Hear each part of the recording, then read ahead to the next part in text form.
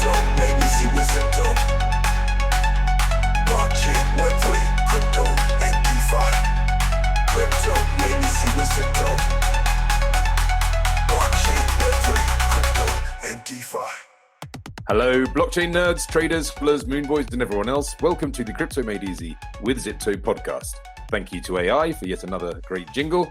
I'd like to hear in comments which was your favorite so far. Mine was the one from the Nimic episode, which I seem to have stuck in my head all day, every day. Anyhow, my name's Joe Parkin. I'm one of the founders of Zypto, and in this podcast, we look into some basic concepts related to our guest's organization. We do a deep dive into our guest's project, company, or field of expertise, and then we discuss some general cryptosphere topics before taking some questions from our live audience here in @Zypto Global Telegram channel, home of our very own Zyptonian community, who I'm sure will be feeling less shy than in the last recording, and they'll actually open their mics to ask their questions instead of typing. So today we're delighted to be joined by Alex, the marketing manager of Stasis, the issuers of EURS, described on their website as the most trusted euro-backed stablecoin. Welcome, Alex. How are you doing? Hi there, Joe. It's a pleasure to be here once again. And yes, my name is Alex. I'm the marketing manager. And not just that, I would say I'm a jack of all trades. So, and how about, before we get kind of dive into the three sections of the podcast, I think it'd be nice if you could give us a little bit of a background of how you got into crypto and blockchain. Well, yes. I started in crypto 6+ years ago, as I've always been fascinated with emerging tech, futuristic stuff. And that was natural because I started to learn business management. And later on, I was fascinated with crypto in terms of storytelling, marketing. So it's a very different domain. But I decided to take this step forward and leave my former trade behind. And it was a right step because obviously you have sometimes to start from scratch in crypto to achieve something. Yep. And I made a lot of progress over these years. And I was happy to work at Stasis for 3+ years as a definitive company. So I'm just going to explain a little bit the three sections of the podcast. So the first section we call the basics. And in the basics, the idea is to give our listeners some basic information about, the topic that we're discussing today, in this case, stablecoins, so EURS in the euro stablecoin. It's a nice excuse for me to make the most of having these chats with experts to kind of go into these things, understand them better myself even. Then we're going to go into things specifically about Stasis and EURS. I've got some questions prepared for you there. And then at the end, we're going to talk about some kind of more general topics, okay? We're going to dive straight into the basics. And the first question, and we're going to go through like really, really quickly. At the most basic level, how would you define what a stablecoin is? That's pretty easy. I would say that stablecoin, any kind of stablecoin, despite the model, is an on-chain version of fiat or crypto put on blockchain rails. Simple as that. Okay. So there are several different terms that are used around the concept of stablecoins. A stablecoin is a cryptocurrency, correct? It's not fiat. It is a cryptocurrency. Is that right? That's right. Yes. Okay. But the difference between a stablecoin and Bitcoin or Ethereum is that it kind of imitates the value. Is it always imitating the value or copying the value of a fiat currency like euro or dollar, or are there other types? Indeed, yes. It's supposed to maintain a stable peg or stable value, and that's the core difference between stablecoin and volatile currencies, any kind of currencies like Bitcoin, Ethereum, meme coins, whatever you put in. Yeah. So you could say they are as stable as the thing that they are pegged to in the theory, right? So because that's one of the misconceptions. It's supposed to be, but yeah, there might be trouble. Yeah, I would say that's like 99% of stablecoins. They try to have bags. Well, there's like CoinMarketCap, there's CoinGecko. You can check it out. And sometimes even our stablecoin, it's not like 100%. It's related to the current rate of euro. There might be yeah. some smaller, minor defects over the years, and it can be worth more than euro at a certain point of time. It happens, yes. We're actually going to have a little conversation about, because I have a very basic understanding of how this mechanism works, the way that stablecoins are pegged to fiat or whichever other thing, because there can be stablecoins that are pegged to gold, for example, or other commodities like that. There have been experiments to link stablecoin to either gold or silver or any commodity out there. Indeed.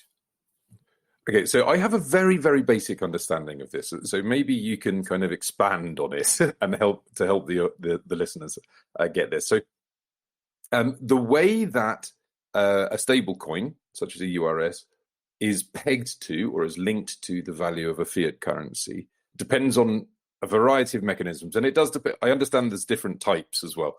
So it would be good if you could tell me if this actually fits in with EURS or if it's something different. So what I understand is that there is, on one hand, a kind of algorithmic control whereby which is to do with the supply of the stablecoin, how many of them there are in circulation. So they can be minted or created, but also burnt or destroyed. And by one of the basics of economics is the higher the supply, the lower the value of each unit, kind of thing. So by increasing and decreasing the supply, that helps to keep the peg or the link of the value together. Is that the way that EURS works, more or less? No, it's about algorithmic stablecoin. Yeah, like 5 models exist. We supposed to work with centralized model. I would say it's the very first model that was brought in. So we still support centralization, even though we do like centralized finance. And we've been offered to sort of enhance our stablecoin solution with decentralization. We don't like this idea because we are in the front of transparency. And transparency in our digital world, it still has to be achieved through rigorous baking, audits, all that kind of stuff. So EURS is designed to mirror the price of the euro. Despite whatever supply is, the price should be the same or more close the same, yeah? Okay. So it's backed by the value of euro. It's designed to provide secure way to hold, transfer value, similar to how euro functions as a stable currency in the fiat world, yeah? And it's backed by 100% reserves of fiat in our banks and banks for our partners to ensure that the value remains one-to-one tied to the euro. And currently runs on sound blockchains for that. Okay, so in the case of the EURS, there's no algorithmic control going on. It's just literally that there is €1 in a bank account for every one EURS that's in circulation. Is that right? That's correct, yes. Like on-chain info on your circulation is available on our website. We highlighted that with big numbers, so no one misses that. There's also external resources, but they might be wrong, right? Like CoinMarketCap, but our website provides the current circulation, and not just that, it provides breakdown of all the chains we support. Like we still see that most of the users, they pick Ethereum or initial chain. Despite this trend of multi-chain development, other hype chain, we support Polygon, we support Stellar, number of others. People still choose this very initial ground, the Ethereum network. Fantastic. Yeah, it's hugely popular, Ethereum, despite the gas fees and everything. And I do understand why, in a way. Years ago, when all this DeFi summer started, we faced a lot of problems with these fees. Like we have a stablecoin wallet solution called Stasis wallet, and I'm trying to send like €100 to my friend, and I see that the fee is like €120 for sending those. Can you imagine that? I mean, Ethereum underwent a lot of upgrades ever since, but still, it's not that convenient as, let's say, a Tron network or Algorand or XRPL, Polygon, but still people are eager to take this kind of pain to interact with our popular platforms in DeFi because we are largely supporting decentralized finance. Yeah. So I had some other things I was going to talk to you about. I'm going to throw it in here anyhow, just for the listeners who are learning about things, just as I'm always learning as well. So arbitrage is also one of the main ways that a lot of stablecoins hold their pegs, and that's a really interesting thing, because that doesn't depend on the system itself. It depends on people and bots trading. So I found that kind of interesting. How do you feel about that? Kind of depending on arbitrage to hold a peg. Yeah, actually, one of the use cases highlighted on our website is crypto arbitrage, to leverage trading investment opportunities with EURS to enjoy flexibility, profitability across centralized, decentralized platforms. It's a working use case. It has been since like the very start of it. Okay, I think I need to learn more about the specific. It's okay. Let me tell you something. Like, we're support not just in European platforms. We have companies, partners in United States and Latin America, different regions. 80% of clients there are from Eurozone.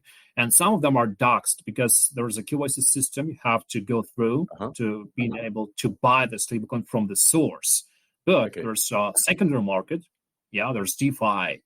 And you can experiment with that, yeah? There's like certain price, which is different other platforms.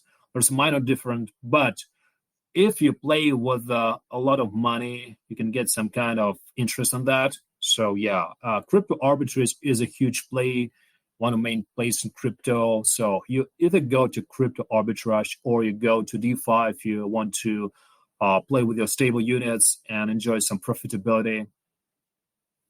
So arbitrage is a massive thing, not just in crypto, in all markets.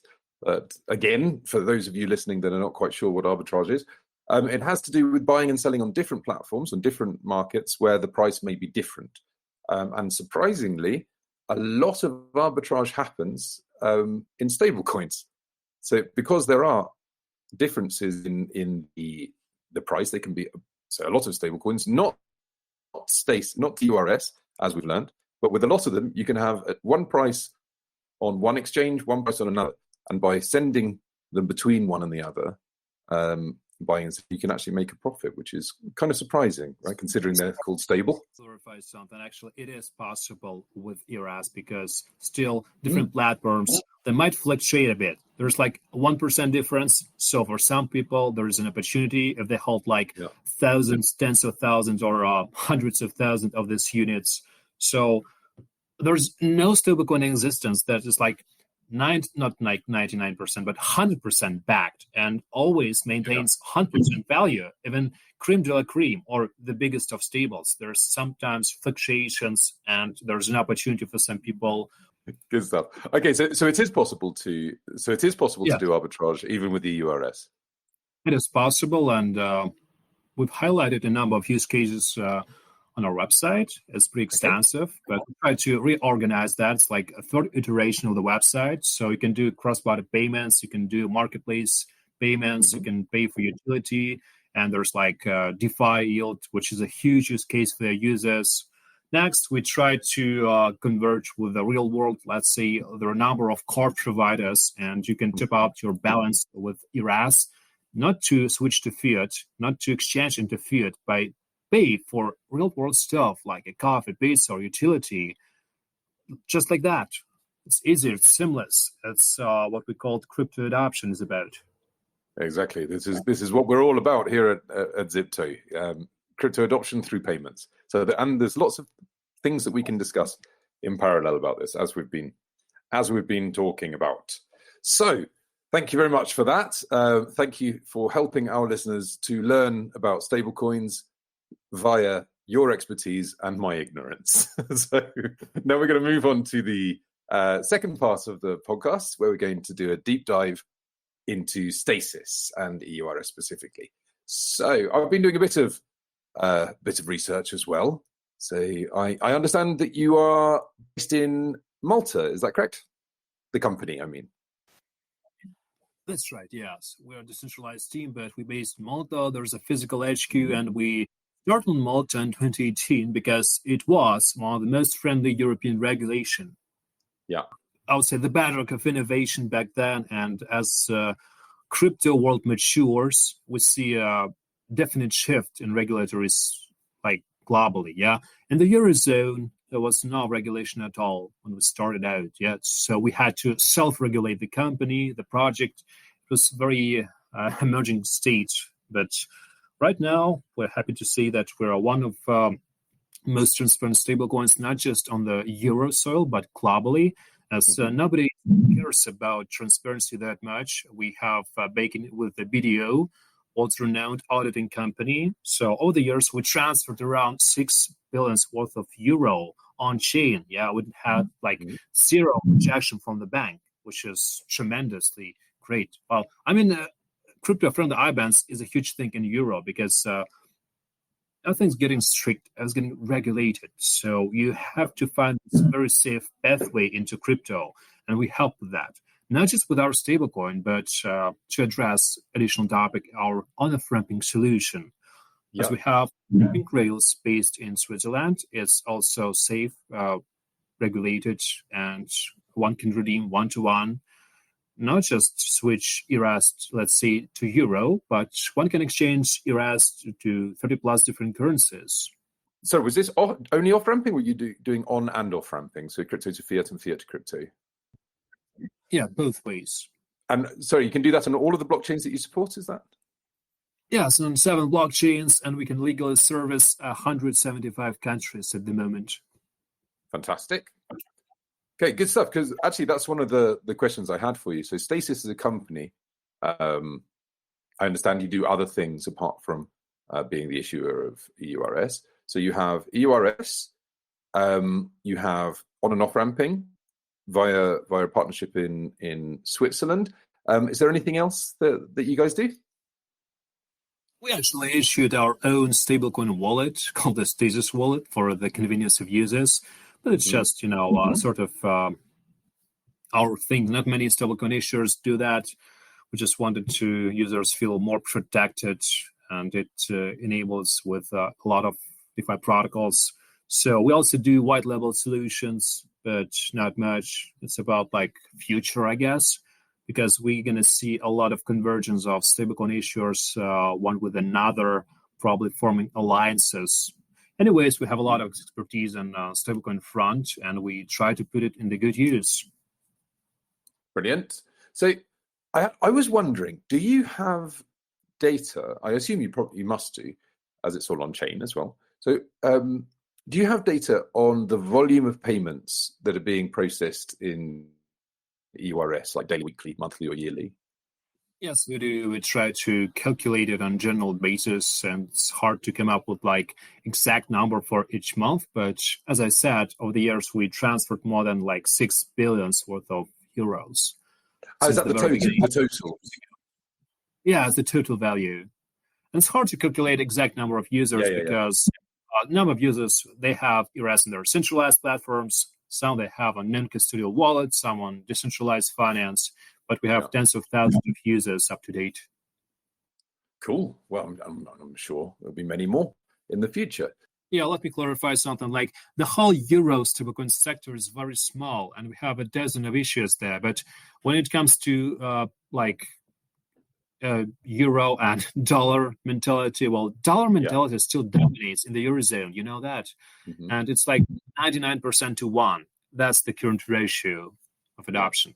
So we still heavily lag the adoption, and euro, being the world's second largest currency, has tremendous potential on chain, but it's going to be revealed in the years to come, probably next 5-10 years. At least we hope so.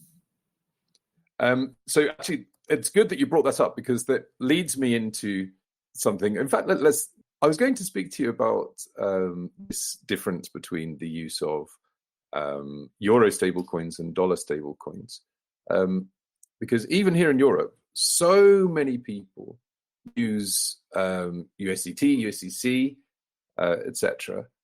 But I kind of think I have an idea, and I was going to ask you at some point during this recording if you agree with me. I think that local stablecoins will grow together with more mainstream adoption, because people have difficulty with doing the maths in their heads. So, for example, I got my parents into using crypto. They actually helped to design the user interface of the app. I like to say. My mum more directly, because she was actually sitting next to me while we were doing the UI design, and she was saying, "Oh, I don't understand what that button would do," and stuff. Right? But for people like my parents or people or anybody that's not really in crypto yet, having to suddenly switch to what they see, a foreign currency is confusing. So, do you agree with me? Do you think there will be a rise of local fiat currency pegged stablecoins as we move more towards mainstream adoption? Yes, Joe, and it's an interesting insight about your platform. I didn't know that. Indeed, crypto adoption in the Eurozone, it still lags, and suddenly people switch to, let's say, foreign dollar mentality because the whole crypto place it's priced in dollars, and it's hard to change that over the years. I mean, we've been in touch with a lot of different protocols. I mean, stablecoin protocols, issuers, locally procured, so to say. Yeah, originated in Indonesia, Brazil, Turkey, and there's a lot of those. There's not like a specific alliance to help each other, but there are some common groups and initiative from time to time. So I do see a rise of local issued currencies over the last 4 years, obviously, but still small as mainly people want to get paid and paid like in the, let's say, tokenized versions of their currencies. And it makes sense for them not to break down the mentality. But I guess they would come in the next 5 years, obviously. But thing is, people know there are risks inherent in any kind of stablecoin, the largest ones, not to FUD their issuers, but still. And when they try to switch to local versions, there's a possibility that issuers have even more problems than like global, let's say, USDT issue or USDC maybe. That's the problem of trust. And we try to eliminate that, at least in the Eurozone. Mm-hmm. That leads us perfectly into the final section of the podcast, the big picture. I was going to talk to you about whether you thought that Euro stablecoin adoption and other local currency stablecoin adoption would increase over time. But I also wanted to talk to you about the CBDC versus stablecoin situation. So for people listening that don't know what they are, CBDCs are central bank digital currencies. It's essentially fiat or traditional local currencies issued on the blockchain. Now, there's a big kind of debate, or everybody's kind of wondering whether CBDCs will be successful. Stablecoins have already been around for a while. And I wanted to get your thoughts on this, Alex. Do you think stablecoins and CBDCs will exist side by side, or do you think one of the two will take the lead? Oh, I absolutely adore this topic, Joe. Thank you. Good. In the last 5 years, European Central Bank tried to did a lot of research and experiments with what CBDC could look like. So we also provide our insights. And seems like next year they will be finally rolling out this CBDC in some version. Anyways, there are no unified approach globally. It is fractionalized. So we're about to see the rise of CBDCs within the next few years in the Eurozone. And we can pretty much imagine how it would look like. I mean, we have the insights from their white paper. I can say straight away they're going to coexist because what CBDC will look like is a low offer to switch from stablecoin like privately issued stable like EURS or any other to use CBDC, Euro CBDC for that kind of real life use case. I don't know. It's about the whole concept is not about to replace EURS, for example. It's to replace small change, metal coins. That's what it's about, right? So let's say there's going to be a strict limit of just 3,000 euro per account. That's it. So what's going to do with that? Well, it's really replace smaller currencies, and it will be suitable for that, smaller payments, but it will not replace blockchain technology, as CBDC is going to be built on a very different technology stack. It's like centralized database. It's not like public ledger. Next to that, It will not be Swift. It will not be using an open source wallet. So it's very different. The devil is in the details. And we're trying to raise the topic a lot of times, like Telegram, Twitter. We have a lot of infographics, how it look like. So we're not trying to fight CBDC, just trying to explain it's going to be different. And it cuts out the whole concept of centralized finance. So it's not going to be compatible with any of the protocols. Due to the very fact it's a centralized database ledger, it's not really a blockchain. What's going to use? That's it.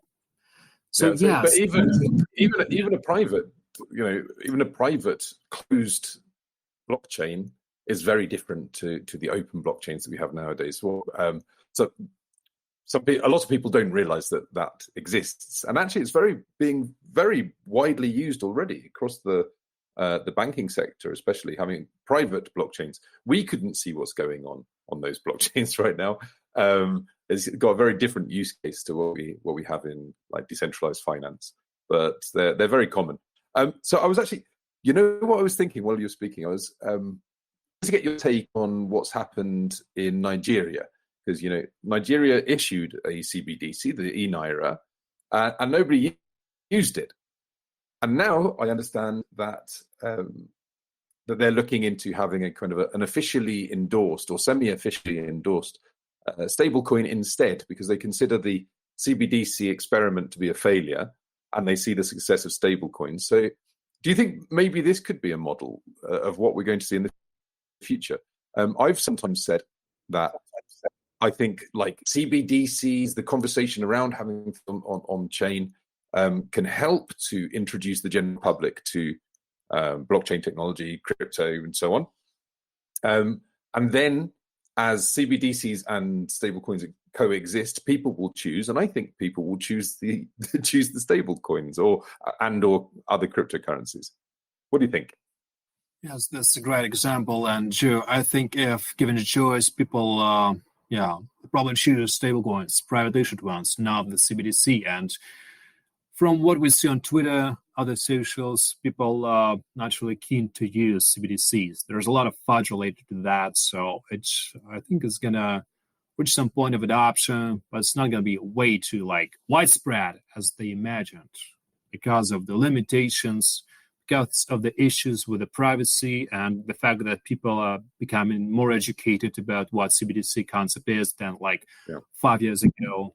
Still not many people know the whole kind of what CBDC is about. But we are the people, they try to raise the awareness, and are slowly getting there to the fact that, private stablecoin is superior in many ways, but you have to do your due diligence, your research before buying any kind of product or shifting your value on chain from fiat to stable. Even though it is a medium of exchange, it is supposed to hold and maintain back. There's a lot of risks with any kind of stablecoin issuers. There's let's say, 100% risk-free assets. What we do, we try to de-risk it and minimize those. So that's actually the next topic I was going to talk to you about. So we had at Zypto some time ago a small but annoying issue where we had some I don't remember which, I think it was USDT on Harmony One, and it depegged. So the value, the price of it completely got unlinked from USD, and it cost us some money, not a huge amount of money, because it's not a popular blockchain, not a popular asset to use, etc. But it was incredibly annoying. That's been my experience of when a depeg happens. People listening may be aware that there have been some massive events to do with this that have caused serious issues. And one of the biggest concerns to people around stablecoins is if this can happen again. And it's important for people to understand that there are these risks. And it would be great, as you're here, if you could explain what kinds of things people can do to manage that risk and avoid getting into any issues. That's a brilliant topic too. Yes, I would say that transparency is a defining pillar of our project, and we have daily statements uploaded to the website, so people can check that out in real time. There's quarterly audits, there's yearly audits, obviously, but you have to check out, of course, risks. Because let's give an example. You're in the Eurozone or in Latin America or Australia, whatever. And you try to use US-based version of euro, and there are always like roots to the US. So those means like, well, US-related risk, US banks, right? Because where do they store the money? Next, it's about the on-ramping, off-ramping time, because we process and we onboard people within 24 hours, we onboard companies within 2 business days, and it should be as short as possible. I mean, the adoption is different, but it shouldn't take like a week or 3 days to get your money from fiat to crypto, or vice versa. It should be efficient, right? Well, in the ideal world, no. And it should have a big four auditor, yeah? Frequency is good, but if there's not like a proper audit on board of the stablecoin, and many don't have those, then there might be a problem in the future. Next is connectivity to central banks. In our case, we work with Lithuanian central bank, and not many other issues do have this link. Finally, it's convenience of purchase methods. Like we have car purchase payouts, we have added it this year, and let's say the more ways you can buy the stablecoin, the better. Obviously, it's about connectivity. It's about Gen Z and people who are degens who want to get things done as fast and efficient as possible. Okay, and I'm gonna. So I would say, so apart from that, also like because of what I mentioned before, when we had an issue with a smaller blockchain, I personally would steer away from smaller blockchains for all stablecoins. This is an opinion-based part of it. Are there any particular? I don't know if you would want to say this publicly, even, but would you want to let anyone know anything that you find concerning about any other issuers or concerns you personally have? No, I guess I will not fight any other issues. I just highlighted the problem with the magic. Like, obviously, people know what USDT or USDC is about. They have their own issues, probably. But since there's a concept in crypto like big to fail or way too big to fail, people trust them because if one day, God forbid, those entities or issuers collapse, the whole backbone of the industry will collapse, right? So it's hard to take this into consideration because probably this will never happen, like 51% attack on Bitcoin, right? So it's hard to imagine. But still, if you're a careful user, if you don't have a lot of money to play with and you care about your hard-earned bucks or euros, you will try to dive as deep as possible to study the risk and see where the rabbit hole goes, because you might not know what happens with this issue, what banks do they support, etc., etc. Yeah, and so it's better not to be ignorant in this field. Absolutely. So, as per usual, I would encourage everybody to do your own research about everything. Actually, take some time to Google some things, learn about how stuff works, and that will help to keep you safe. And it's also a good idea to spread your risks. So don't keep everything in the same place. Don't keep, like, for example, keeping a lot of money in a centralized exchange, I consider very risky. So spread it out, guys. Don't keep it all in one place, and that will help to keep you safe. And that's what we want. We want everyone to be safe. So I have a final question for you in this section, which is how do stablecoin issuers make money? So the issuers are companies. Obviously, companies need to make a profit. They've got salaries to pay. So how do companies such as yourselves or Circle or Tether actually make a profit? Good question there. Yes, there's a number of ways to do money, and not much probably, but it depends on your user base and let's say other things.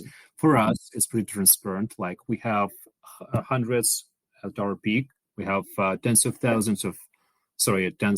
millions of money in reserve. So these are clients' money. We keep them in banking institutions and accounts of our partners. So they generate a small yield, and that covers operational costs, salaries, development costs, and new blockchains.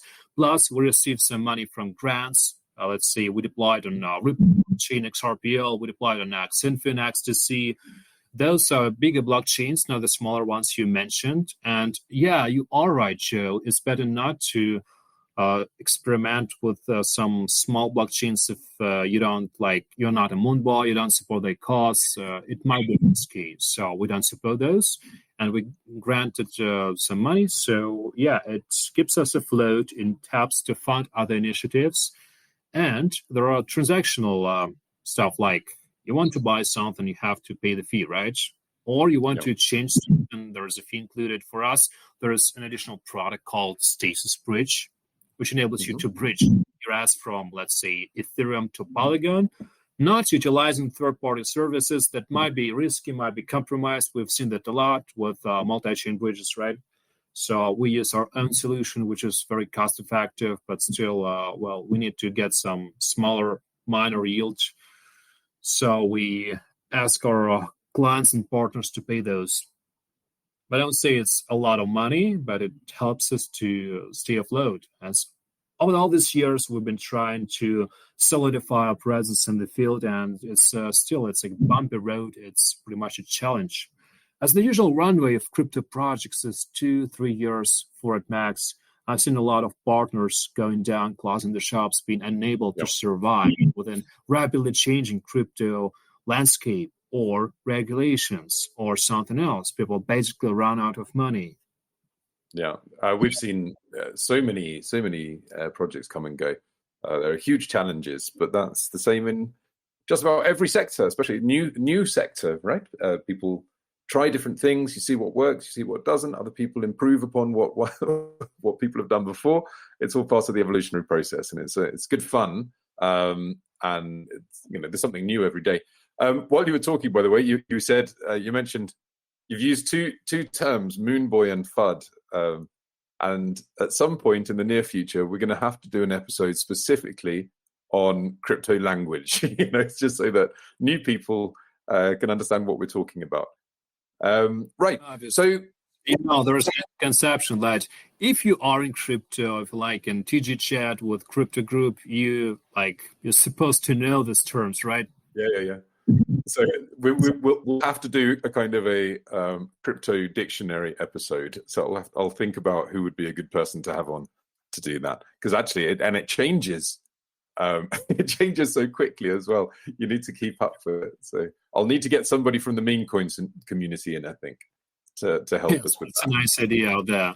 But basically, crypto Twitter is saturated with those kind of words, whether you engage with meme coins or not. We ourselves, we do not partner with the meme coins. We partner, we operate, we work with utility projects, right? We've formed more than 100 of those partnerships over the years, and we have a lot of those announcements in the TG, Telegram group, and Discord, Twitter. Twitter actually is our main channel, so we engage a lot on X Spaces and so forth. But it's about utility, not just playing around with money. It's about sending payments. Payments is still our biggest use case. Therefore, we are excited to talk with you guys and probably see a fruitful collaboration. Absolutely. Yes. So we're very privileged. I mention this very often. We're very privileged to be able to work with just about everybody, both on the traditional finance side as well as on the crypto side, and that includes meme coins and so on. Because I always say the same: it's not for us to judge what people want to pay in. If somebody happens to have a meme coin that they've invested in, and then there's a merchant that wants to accept it for a payment, then that's up to them, in our opinion. So we're going to move on to some audience questions. It would be absolutely fantastic if anybody could open their microphone and ask directly with their human voice. Otherwise, we will also accept some written questions. Once again, we are recording in the @Zypto Global Telegram channel. If anyone wants to join for the recording. So, any questions, guys? Hello, my question is how does Stasis ensure a one-to-one backing for EURS? So we ensure it by proper rigorous auditing, as we have one of the world's largest auditing company on board called BDO Malta. We've been working together for 6 years. They ensure that all the money are there in the banking accounts. We have daily statements published on the website. Everybody can check that out, not just our partners. It's public info. So we have 4 streams of verification to define, like, we don't play around with clients' money and we don't have any tricky schemes. As we have one-to-one baking, 100% cash, because it matters not just to be a one-to-one backed, but what instruments back. We have liquid euro balances or cash. We don't have bonds or anything else.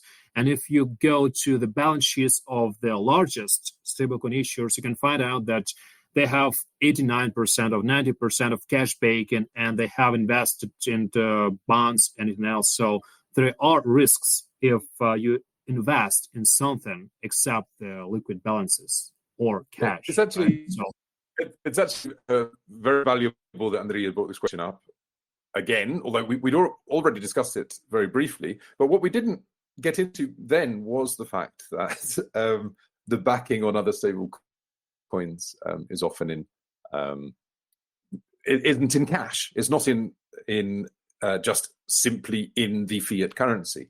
I saw some news just very recently that there was a stablecoin issuer that's been sued due to having the majority of the funds that were supposed to be for backing actually in highly speculative offshore investments and things like this. So yeah, it's great. Thank you, Andrea, because that allowed us to get into that fact, because there are some things there that are not quite as they seem in the stablecoin sector. I'm going to jump into a question from Mike.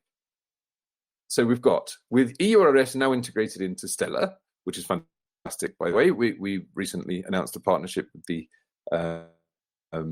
Stellar Development Foundation, part of the thing we have with MoneyGram also. And the question is, are there plans to further expand into non-European markets, potentially partnerships with institutions in Asia or other regions?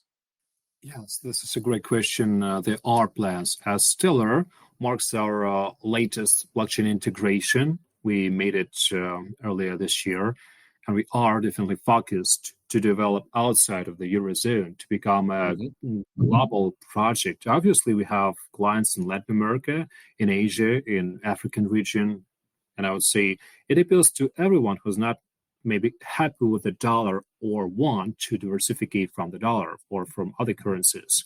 Latin America is all about not having your eggs in one basket, right? So they're having crypto adoption, and just a perfect market for expansion. XRPL or Ripple blockchain was also a US-based institution we partnered with 2 years ago. So there is a trend, not just to go outside of the Eurozone, but find proper institutions or companies that will support your cause, that value your mission, they understand it. So if you find their synergy and they want to work together, we gladly discuss this and we start working this. It takes a lot of time to deploy a new blockchain, but on sound blockchains, we want to support more. We're in process of discussion with many blockchain ecosystems. So some news is going to arrive later this year. Hopefully, I will just not reveal this yet. Great. So I'm going to take a question from Ryan, who's got his hand up to speak here. Okay, can you hear me? Yep. Okay. Well, I was listening in on the talk about the CBDC, quote unquote stablecoin, if you will. Mm-hmm. But life kind of got in the way, so I missed a bit of it. I wonder if you talked much about how there's not a public ledger on that it's all going to be hidden from public view, and what your thoughts are on that. Yeah. So Alex did mention that, but maybe you'd want to kind of expand a little bit, Alex, on your opinion on that being private and also what that means for the general public. Of course. Thank you for the question, sir. I will gladly elaborate more. So with us, for example, Stasis Euro is based on 7 public blockchains, and there are unlimited caps. I mean, if you have supportive documents, you get KYC to buy 1 million EURS within 24 hours or off rampage. There is no problem. We work with SEPA transfer, SWIFT, and car purchases. So there's open source wallet in place. those things not possible with Euro CBDC, for example. I cannot speak for like US version or Indonesian version because there is fractionalized approach to build and design those kind of things. So we can say from our experience, the database is going to be different. Yeah. So if you value privacy, but hey, it's still a public ledger. So you can hide your money for a certain period, but still, yeah, it's going to be public if you want to submit it there, like for KYC reasons. What about like you've got out there Swift, for example, that banking system, and I'm not sure what else is out there, but like BRICS is coming online supposedly. Swift recently cut Russia out of the picture, for example. So you have those kind of shenanigans going on, which can't really happen in our crypto, so far as I know. And I'm speaking to that a little bit more. Did you catch the gist of that, Alex? Yeah, I believe that sound was a little off, but yes, from what we learned from official white paper published by European Central Bank, they will not support Swift version for the CBDC. I want just to remind you that it's going to be launched not to kill the privately issued stablecoin sector, but to replace small change and minor spendings of average Europeans, right? Because the defining point is they have limits for accounts, which is just €3,000. That's it. Yeah. And it's not going to be a DeFi or decentralized finance connectivity. So no more like marketplace payments or something else, would just be like digital payments. Yeah, and to call it like, hey, that's like a crypto for average citizen. It is not. But average citizen might not care. Yeah, so it's often the case that the average citizen doesn't really care about the technology or anything that's going on behind the scenes.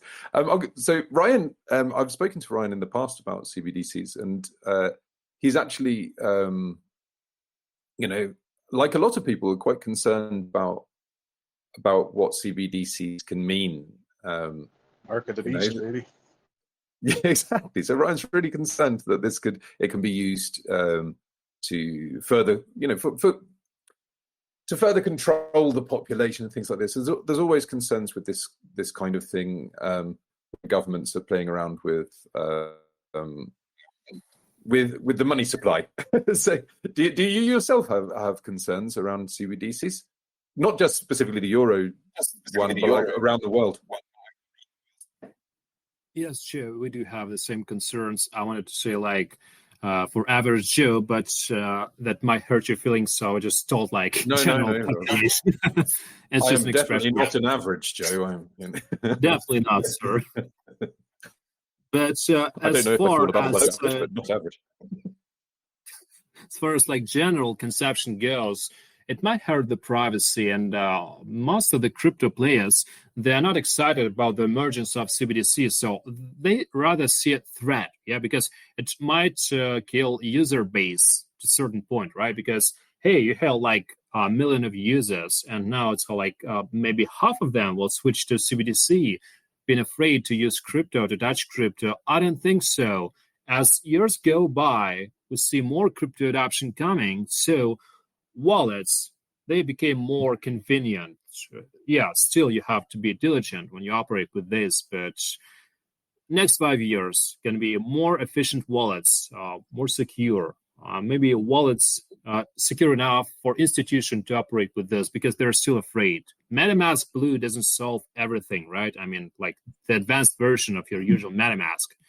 People, to expand with the decentralized finance field, they want to see less risks, less hacks, less like drains, and we're still having those. So I don't see like full-scale adoption happening very soon. Like people speculate on elections, on Bitcoin coming up to like 300,000 mark this year. I don't think so. And it's like not our job to predict prices, but maybe to predict some sort of adoption. And when you can pay with your crypto euro, Stasis euro, for example, without a hassle in some marketplace to buy some real world stuff seamlessly, that's the sign of adoption. And we have very few signs of those, but we're working on that. With the different card providers, marketplaces, we're constantly experimenting to open new, let's say, stablecoin box use case. Yep. I was just going to comment with CBDCs, like with our crypto, there's always a diminishing supply, like even Bitcoin, because some get lost or people lose their seed phrase or whatever. But with CBDC crypto, I'm assuming they'd be able to print as much as they like whenever they like. So so in case anybody couldn't catch that, I think I got most of it. So Ryan was saying that with CBDCs, they'll be able to control the supply. They can add and remove supply whenever they like. But with crypto, one of the things that people like about crypto is the fact that it's limited and controlled. Even with stablecoins, with EURS, how many of them there are because it's the same as the number of euros that are in the bank account.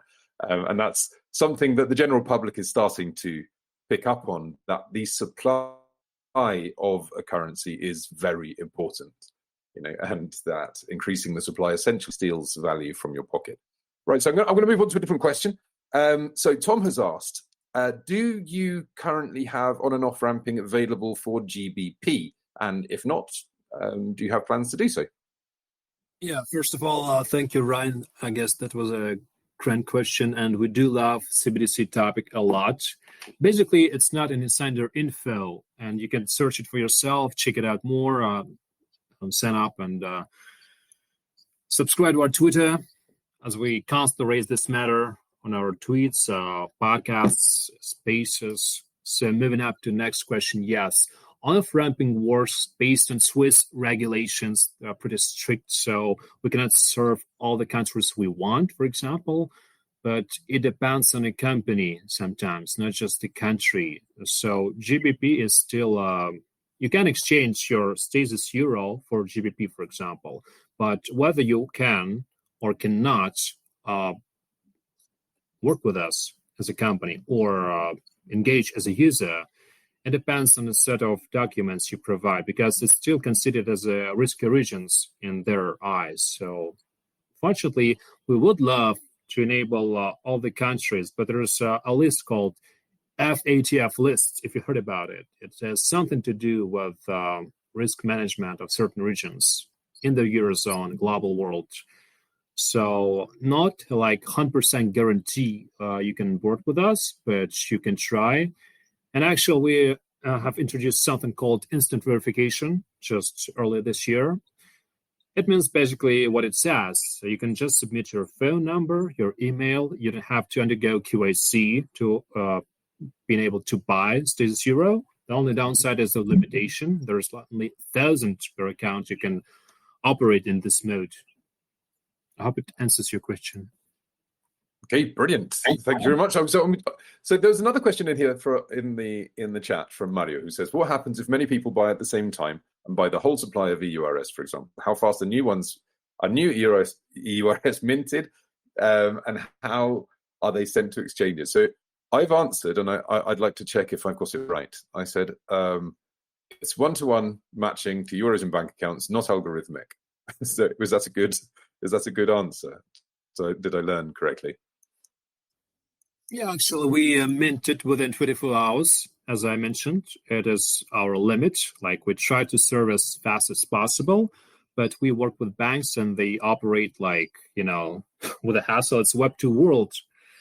Okay. But still, it can take like a week to get your fiat into crypto. If you're in a company, it takes maximum like 2 days to get onboarded, to sort out your money. But yeah, ideal is less than 24 hours. Yes. Okay, so in the hypothetical situation.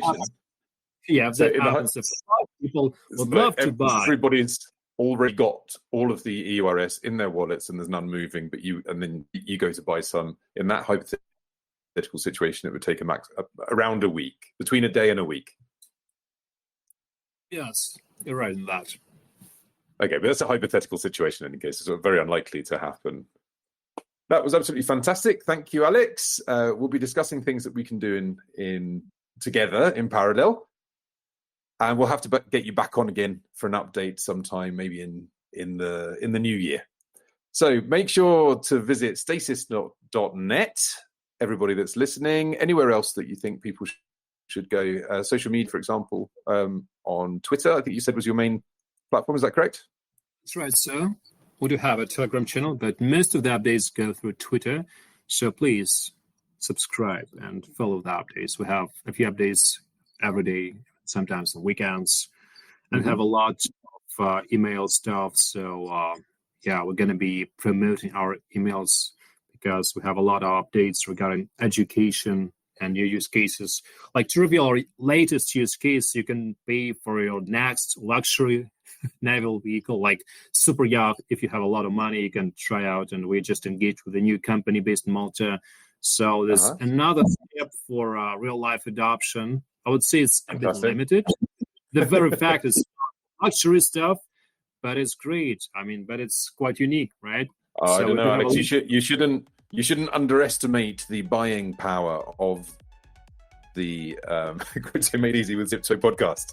Listener base. So our mega yacht users, make sure you check that out on the Stasis Twitter, so you can rent your next mega yacht with EURS.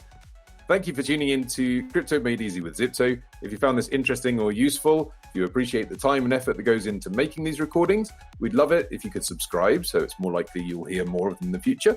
And of course, we need your help to appease the algorithmic gods of the interwebs. So we need lots of thumbs up, lots of stars, nice comments, really help. You know how this works, guys. Come on. So visit Zypto.com and download Zypto app. We've got yet another big update coming. We've got our referral program already running. This has led to a significant uptick in downloads and active users. It's getting very exciting, so check out what we're doing. I've been Joe Parkin, and I'll see you again very soon for another episode with another great guest. Anything that you would like to add to finish, Alex? I want to say thank you for having me today. It was a pleasure. And hopefully we'll work together anytime soon, maybe later this year, who knows. Anyways, I wish everyone a smooth ride in crypto and to start their journey with less risky instruments. Always do your research and stay safe. Thank you for having me, and have a good day or good night till the next time. You too. Thank you, Alex. Take care, everybody. We'll see you very soon. Crypto Made Easy with Zypto. Blockchain, Web3, crypto, and DeFi.